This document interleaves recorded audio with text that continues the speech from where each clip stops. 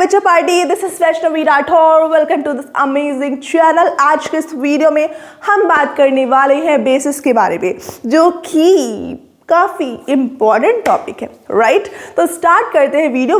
One shot में आपका basis तो डन हो जाएगा और कम से कम टाइम में हो जाएगा। तो फटाफट से कॉपी पेन निकाल लो और स्टार्ट करते हैं वीडियो, ठीक है। सबसे पहले हम बात करने जा रहे हैं कुछ जनरल प्रॉपर्टीज़ की, जो बेसिस के बारे में आपको पता होना चाहिए। अब किसी ने पूछ लिया भाई बेसिस क्या होता है, तो क्या बताओगे कि बेसिस भाई ऐसे सब्सटेंस होते हैं जो कि कड़वे होते हैं, बोले तो बिटर इन टेस्ट होते हैं। लिखा है हमने यहाँ पर कि बेसिस जो होते हैं बिटर इन टेस्ट होते हैं। क्लास 7 से पढ़ते आ रहे हो आप। क्लास 7 में सबसे पहले आपने एसिड बेसिस के बारे में पढ़ा होगा। नहीं पढ़ा है तो प्लीज़ अभी यहाँ पर फोकस करके पढ़ लो। बेसिस कैसे होते हैं, बिटर इन टेस्ट होते हैं, ठीक है। सेकेंड चीज़, बेसिस फील सोपी टू टच। जब आप बेसिस को टच करते हो, फॉर एग्जाम्पल लेट्स से मैंने बात कर ली NaOH के बारे में, बोले तो सोडियम हाइड्रोक्साइड को आपने लिया और जब उसको आप टच किया ना तो आपको थोड़ा स्लीपरी लगा, बोले तो सोपी फील हुआ, राइट ना। चिकना लगा। क्यों लगा? क्योंकि ये इनकी प्रॉपर्टी है बेसिस की। बेसिस जो होते हैं दे आर सोपी इन नेचर। क्लियर? अच्छा हाँ, ये एक चीज़ याद रखना, ये एक इंपॉर्टेंट प्रॉपर्टी बन जाती है। MCQ वगैरह में पूछ लिया है बेसिस की, आपसे डेफिनेशन वगैरह कुछ बेसिस को लिखने को आ गया तो आप ये पॉइंट्स लिख सकते हो, ठीक है। तो याद रखना, बेसिस जो होते हैं वो रेड लिटमस को ब्लू लिटमस में चेंज करते हैं। लिटमस क्या होता है? एक इंडिकेटर होता है जो कि बेसिकली क्या करता है, हमें बताता है कि कौन सा सब्सटेंस एसिड एंड कौन सा बेस है, ठीक है। तो ये आपके लिटमस का एक एग्जाम्पल होता है इंडिकेटर का, और ये red litmus to blue litmus में कन्वर्ट होता है, ठीक है। हमें याद कैसे रखना है, ट्रिक बता देती हूँ आपको। बी होता है ना, बी बेसिस में बी से स्टार्ट होता है, ब्लू भी बी से स्टार्ट होता है, तो बेसिस खुद को ब्लू में कन्वर्ट करते हैं, ठीक है। Clear? Very nice. Now basis conduct electricity in solution. जब भी आप कोई भी सोल्यूशन लेते हो उसमें अगर बेस है तो वो इलेक्ट्रिसिटी कंडक्ट करेगा। सोल्यूशन में बेसिस जो होते हैं वो इलेक्ट्रिसिटी को कंडक्ट करते हैं। अब क्यों करते हैं, थोड़ा सा इंतजार करिए, इसी स्लाइड में आपको बताऊंगी कि बेसिस इलेक्ट्रिसिटी क्यों कंडक्ट करते हैं, ठीक है। देखो examples, very very important. Sodium hydroxide, NaOH, one kind of base. Potassium hydroxide, KOH, one kind of base. Magnesium hydroxide, MgOH whole twice, one kind of base. ये सारे के सारे क्या है, बेसिस हैं। अब इसमें कुछ कॉमन आपको दिख रहा है? कुछ कॉमन दिख रहा है? हाँ मैम, हमको कुछ कॉमन तो दिख रहा है। आप बोल रही हो हाइड्रोक्साइड वर्ड हमें कॉमन दिख रहा है, वेरी गुड। हाइड्रोक्साइड को हम लोग OH बोलते हैं। क्या बोलते हैं? OH बोलते हैं। तो यहाँ पर हर यानी आपके बेसिस में OH ग्रुप इज कॉमन। तो ये पूछा जा सकता है कि भाई बेसिस में क्या कॉमन होता है, तो आप बता सकते हो कि बेसिस में OH ग्रुप जो होता है कॉमन होता है। कुछ प्रॉपर्टीज़ भी लिख सकते हो कि ये बिटर होते हैं भाई, सोपी नेचर होते हैं। थर्ड, इलेक्ट्रिसिटी कंडक्ट करते हैं। फोर्थ, ये red litmus to blue litmus में चेंज होते हैं। तो आप ऐसे बता सकते हो। कोई टेंशन वाली बात? बिल्कुल नहीं, कोई टेंशन वाली बात नहीं है, ठीक है। तो इतना आपको क्लियर हो रहा है। ये तो हमने बेसिक प्रॉपर्टीज़ के बारे में बात करी। अब बात करते हैं वाटर सॉल्युबल बेसिस। तो जनरली आपके जो बेसिस होते हैं वो सभी के सभी सॉल्युबल नहीं होते वाटर में। All bases are not soluble in water, but some bases are soluble in water, और उन्हीं बेसिस को हम डिस्कशन करने वाले हैं यहाँ पर। तो उन बेसिस को बेसिकली हम बोलते क्या हैं, हम बोलते हैं उन बेसिस को एल्कली। क्या बोलते हैं? एल्कली बोले तो ऐसे बेसिस जो कि वाटर में सॉल्युबल होते हैं। सभी बेसिस वाटर में सॉल्युबल नहीं है, लेकिन कुछ बेसिस ऐसे हैं जो कि वाटर में सॉल्युबल हैं, और उन बेसिस को हम लोग क्या बोलते हैं? एल्कली बोलते हैं। क्लियर? तो एल्कली की डेफिनेशन लिखते रहा। रुको, दूसरा पेन लेते हैं। तो एल्कली की डेफिनेशन हम लिखते हैं, those bases which are soluble in water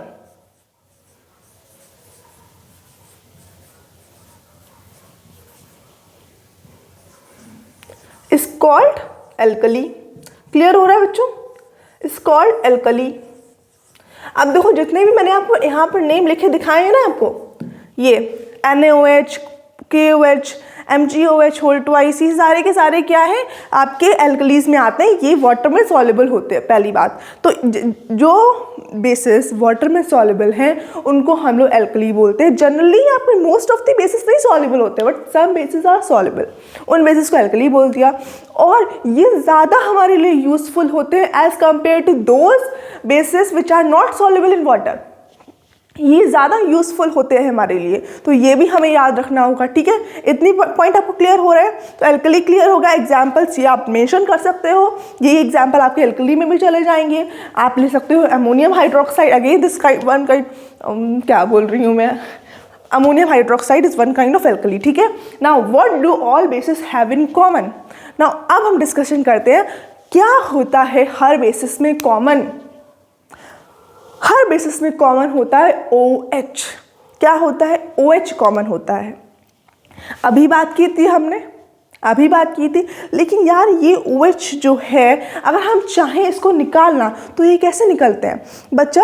जब आप क्या करते हो, बेसिस को वाटर में डिज़ोल्व करते हो, सारे तो नहीं डिज़ोल्व होते, जब आप बेसिकली एल्कलीज को वाटर में डिज़ोल्व करते हो ना, तो ये OH आयन को रिलीज़ करते हैं। क्या रिलीज़ करते हैं? OH आयन को रिलीज़ करते हैं। समझ रहे हो? तो ये जो होता है ये बेसिस में कॉमन होता है, OH आयन को रिलीज करते हैं। इसके बेसिस पे हम ये बताते हैं कि भाई आपके जो बेसिस होते हैं वो इलेक्ट्रिसिटी को कंडक्ट करते हैं। समझे? तो फटाफट से इसका लो स्क्रीनशॉट। अब तक मैं थोड़ा पानी पी लेती हूँ, राइट है ना? इसका स्क्रीनशॉट ले लो बच्चा। हाँ, तो स्टूडेंट आपसे क्या बोल रही थी कि भाई आपके ऐसे बेसिस में क्या कॉमन होता है? OH आयन कॉमन होते हैं। तो एक स्टेटमेंट लिखना चाहती हूँ आपके लिए कि when we dissolve acid in water, when we dissolve acids, sorry bases, भाई क्या चल रहा है, बेसिस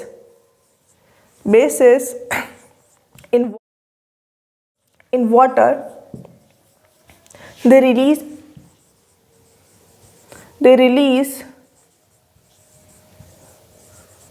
OH नेगेटिव आयन। ये याद रखना है आपको कि H पॉजिटिव होता है तो OH नेगेटिव होता है। तो जब आप बेसिस को डिसॉल्व करते हो वाटर में, वो OH नेगेटिव आयन को रिलीज करते हैं और दैट्स वाई ये इलेक्ट्रिसिटी को कंडक्ट करते हैं। तो क्वेश्चन आ जाएगा कि क्यों बेसिस इलेक्ट्रिसिटी को कंडक्ट करते हैं? क्योंकि वो OH नेगेटिव आयन को रिलीज करते हैं जब आप उनको वाटर के साथ फिजिकल रिएक्ट कराते हो, फिर डिसॉल्व करते हो। ठीक है, for example same examples we take, right? NaOH, जैसे उसमें कॉमन था क्या? उसमें क्या कॉमन था बताओ? एसिड में कोई सबसे HCl कॉमन था, HNO3, H2SO4 और HCl ज़्यादा कॉमन है। ठीक है, सिमिलरली यहाँ बेसिस में NaOH, जनरली रिएक्शन आपको NaOH से दिख जाएगा, तो ये कॉमन है NaOH। NaOH की रिएक्शन कराते हो वाटर के साथ या फिर वाटर में डिजॉल्व करते हो, तो ये क्या करते हैं, Na प्लस और OH निगेटिव में डिसोशिएट हो जाएगा। सिमिलरली आपने KOH के साथ करा दिया अगर, तो भाई साहब इसने वाटर रिएक्शन करी और इधर बना लिया K पॉजिटिव और ये OH निगेटिव निकल गया भाई बाहर। सिमिलरली आपने यहाँ मैग्नीशियम हाइड्रोक्साइड ले लिया। अच्छा, मैग्नीशियम हाइड्रोक्साइड पूरा डिसोशिएट नहीं होता है, कंप्लीट डिसोशिएट नहीं होता है, दैट्स वाई डिसोशिएट मतलब समझ रहे हो, वाटर में डिसॉल्व करके OH नेगेटिव आयन को रिलीज करना। ठीक है, तो ये Mg पॉजिटिव और 2OH नेगेटिव में रिलीज हो गया। तो अब इसके बेसिस पे हम एसिड्स को क्लासीफाई, एसिड से पता नहीं मुझे कितना वो है, बेसिस को हम क्लासीफाई करते हैं स्ट्रॉन्ग एसिड और वीक बेसिस। स्ट्रॉन्ग एसिड ऐसे एसिड्स होते हैं जो कि कंप्लीटली डिसोशिएट हो जाए वाटर में, जितने भी H positive OH negative ions हैं उनके पास, जितने भी OH नेगेटिव आयंस हैं उनके पास, उन सबको वो रिलीज़ कर दें, तो वो स्ट्रॉन्ग बेसिस होते हैं। अगर उन्होंने क्या किया, कुछ OH रख लिए, थोड़े से मतलब कंजूस टाइप के हैं, तो उनको हमने वीक बेसिस में डाल दिया। तो दो टाइप के हम इसके बेसिस पे क्लासीफाई करते हैं, स्ट्रॉन्ग बेसिस और वीक बेसिस। स्ट्रॉन्ग बेसिस जो कम्प्लीटली आयनाइज हो जाए, that is called strong base, और जो कि पार्शली आयनाइज होते हैं वो वीक बेस होते हैं। ठीक है, क्लियर हो गया? तो इतना आप स्क्रीनशॉट ले। अभी तो ये आपको मेंशन करा है, सबसे पहले प्रॉपर्टी डाल के, प्रॉपर्टीज डाल के आप लिखोगे प्रॉपर्टीज। ठीक है, मैं लिख दे रही हूँ यहाँ पर स्पेलिंग देख रहे हो भाई साहब, प्रॉपर्टीज डाल के ये लिखोगे सारी, फिर आप लिखोगे वाटर सॉल्युबल बेसिस, फिर आप ये लिखोगे, तो फिर टाइप ऑफ बेसिस लिखोगे। मैं यहाँ लिख दे रही हूँ, अगर दिख रहा हो यहाँ पर दिखेगा तो वैसे टाइप ऑफ बेसिस ये होते दो टाइप के, एक होता है आपका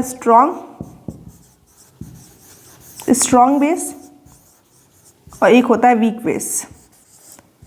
ठीक है, जो कंप्लीटली आयनाइज हो जाए बच्चा पार्टी, जो कंप्लीटली आयनाइज हो जाए वो आपके स्ट्रॉन्ग बेस होंगे, और जो पार्शली आयनाइज हो वो आपके वीक बेस होंगे। तो आप ऐसे लिख सकते हो, डेफिनेशन आप लिख लेना। ठीक है, थोड़ा सा हार्ड वर्क ज़रूरी है। ठीक है, इतना मैंने आपको बता दिया है। अब फटाफट से इसका स्क्रीनशॉट लो, then I will move on next topic. ये कहना चाहती थी मैं, टंग स्लिप हो जाती है। नाउ स्ट्रेस, अब हम लोग कुछ केमिकल प्रॉपर्टीज़ के बारे में डिस्कशन करते हैं। ठीक है, भाई तीन ज़्यादा प्रॉपर्टीज़ है नहीं बेसिस की, तो 3 प्रॉपर्टीज़ हमें डिस्कस करनी है, जिसमें से एक तो बहुत कॉमन है जो हमने पढ़ी है, ये भी मैंने आपको पढ़ाई थी। ठीक है, तो सबसे पहले बात करते हैं हम लोग फर्स्ट प्रॉपर्टी, केमिकल प्रॉपर्टी के बारे में, जिसमें हम बेसिस को रिएक्ट कराएंगे मेटल्स के साथ। किसके साथ? मेटल्स के साथ, टू रिलीज हाइड्रोजन गैस, ताकि वो हाइड्रोजन गैस रिलीज कर पाए। अब देखो बच्चा पार्टी, इसमें लिखा हुआ है एक वर्ड, दैट इज सम। तो इससे आपको एक चीज़ की क्लैरिटी मिलनी चाहिए कि सारे के सारे बेसिस जो होते हैं वो मेटल के साथ रिएक्ट नहीं करते हैं। कुछ सम ही मेटल्स होते हैं, मतलब कुछ ही मेटल्स होते हैं जो बेसिस के साथ रिएक्ट करते हैं। ठीक है, तो ये आपको पता होना चाहिए। जब आप बेसिस की रिएक्ट कराते हो मेटल के साथ, जब आप बेसिस की रिएक्शन कराते हो मेटल के साथ, बेसिस की रिएक्शन कराइए अपने मेटल्स के साथ, तो आपको क्या मिलेगा? सॉल्ट तो भाई मिलेगा, सॉल्ट तो मिलेगा। इसके साथ ही साथ हमें मिल जाएगा, बोले तो आपका hydrogen gas. Hydrogen gas liberate होगी। एग्जाम्पल के लिए ले सकते हैं हम लोग NaOH। ठीक है, NaOH में यहाँ पर 2 NaOH लिखूंगी, बैलेंसिंग रिएक्शन होगी हमारी, और इसकी हमने रिएक्शन कराई मेटल के साथ। लेट्स से मेटल ले लिया हमने जिंक, क्या ले लिया? जिंक ले लिया। अब जब हमने इसकी रिएक्शन कराई तो हमें मिला क्या? सोडियम ZnO2, सोडियम जिंकेट, क्या बोलते हैं इसको? सोडियम जिंकेट मिला, सोडियम जिंकेट। ठीक है, और हाइड्रोजन गैस में रिलीज हो गई। अब यहाँ पर आपको एक नोट डाल के एक चीज़ रिमेंबर रखनी है कि यहाँ पर जो मेटल प्रेजेंट है जिंक, वो एक्ट कर रहा है एज अ कैसा? एनाइन की तरह, बोले तो नेगेटिव, क्योंकि ये जब आप इसको तो ब्रेक करोगे ना तो यहाँ Na पॉजिटिव बन जाएगा और ZnO2 निगेटिव बन जाएगा। तो यहाँ पर मेटल जो है, हेयर मेटल